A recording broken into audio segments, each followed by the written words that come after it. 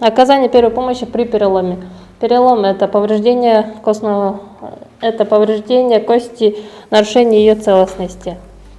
Перелом может быть в любых ситуациях через ДТП, при суициде, при утоплении, возможно, при обрушении здания и так далее. Перелом также делится на закрытый и открытый. Открытый перелом – это с кровотечением.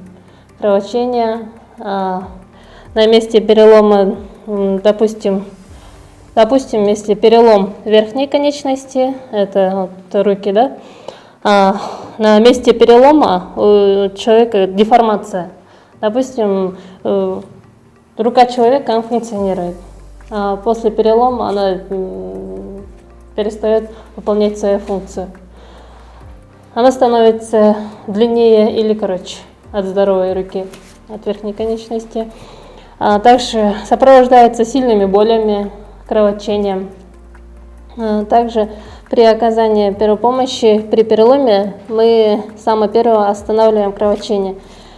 Это может быть артериальное кровотечение и венозное. При артериальном кровотечении надо срочно остановить кровотечение. При большой объеме потери крови человек может это привести к летальному исходу. При нижней конечности, голеностопность, при голени, да, мы ставим жгут, перевязываем жгутом для остановки кровотечения. При переломе надо лучше всего, когда оказывает несколько человек. Да, боком турсам, да, харам турман, прямо норма. Вот мы здесь перетягиваем жгут. Жгут мы перетягиваем для того, чтобы остановить кровотечение. После того, как мы наложили жгут, мы сразу фиксируем,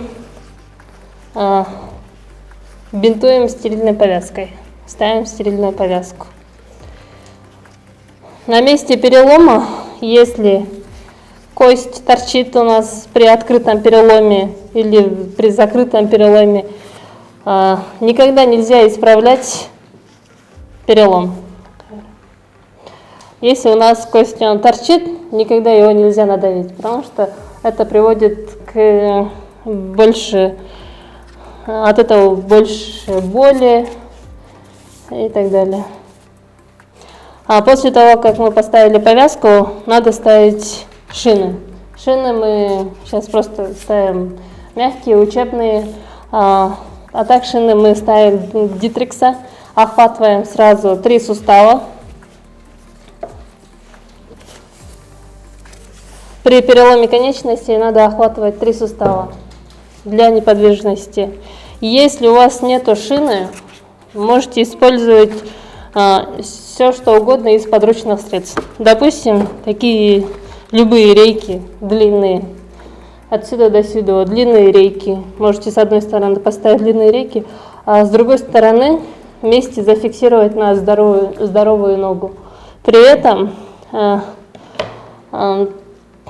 конечность, которая получила травму, она не будет двигаться. Надо его твердо зафиксировать.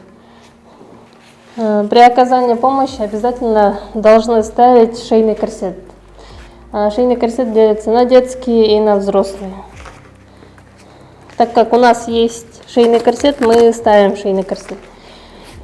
Если у вас нет шейного корсета, вы можете просто пострадавшего не дергать. Возможно, у него есть перелом шейного позвоночника. После того, как мы ставим шейный корсет и транспортируем пострадавшего, мобильная иммобилизация, мы через отверстие всегда проверяем сонную артерию, прощупываем, есть ли пульс у человека. Если нет, то начинаем оказывать непрямой массаж сердца и искусственную вентиляцию легких.